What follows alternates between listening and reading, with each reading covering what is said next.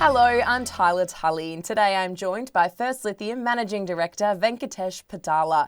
Venkatesh, you've been working towards a maiden mineral resource estimate for the Blakala project in Mali. Can you give us an update? FL1, as you know, we've been working on our renewals for a while with the Mali government lifting their suspension, which was in place since November 2022. They lifted the suspension in mid-March, but they just started accepting applications from the last 3 weeks. We were the first to be accepted for one of the licenses. The second application also has been submitted. They're in the process of processing the applications, which might take a few more weeks. So that's kind of held us back for the last 1 year. And it has been a significant delay in terms because we weren't able to conduct any groundworks. But on the maiden resource, we've been working with pivot consultants in South Africa. And it has been some back and forth in terms of revisits to the field for validation of data. And then there was some retesting of some samples to make some necessary adjustments in the analysis process. Even our field geologists also had suggested some corrections, which the consultants are finalizing. So hopefully in the next month or two, we should be ready to announce our maiden resource. So that's a pretty significant development in terms of where we have been to where we are as of now.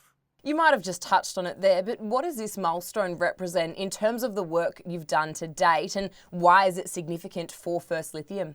First Lithium has done extensive drilling in the last 3 years. We've done almost 15,000 meters of core and RC drilling, which has given us significant amount of data and shown good mineralization over all three pegmatites, this main pegmatite, the east and west.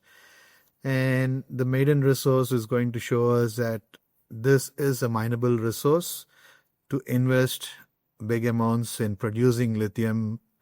And hence, getting the maiden resource out will be a significant milestone, which will prove both the economic viability and get us to do more exploration to prove a bigger resource.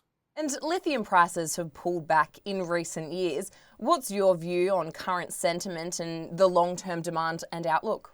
Actually, lithium prices have experienced significant volatility in the last few years. Few of the factors, supply-demand dynamics, then technological advancements in terms of other batteries. But most of them still need a significant amount of lithium, even though the technology is changing. So the current sentiment around lithium is a little bit cautiously optimistic, I would say. But with the recent price corrections, which reflect concerns over potential oversupply and fluctuations in EV adoption, that kind of shows the long-term demand outlook still remains robust, primarily which is driven by the continued growth of electric vehicles. For example, India hasn't seen a significant rise in EVs, but with the recharging network being implemented, I think it's going to pick up rapidly, and that's also going to be one of the factors to have significant demand going forward for lithium. Overall, I think lithium is going to be there. Maybe the percentage of lithium used in batteries might come down, but the demand for lithium is going to be there for the next 20, 30 years is what I assume. So what should investors expect from First Lithium over the next 6 to 12 months? Primarily, first thing, the renewals, which we are hoping in the next month or two. Secondly, the maiden resource coming out. And thirdly, additional extended drilling, which will increase the resource that what we have already got. So these are the main significant things over the next 6 to 12 months. Venkatesh, thank you so much for joining us today. Thank you very much, Tylah. You have a good day. For more ASX news and analysis, subscribe below.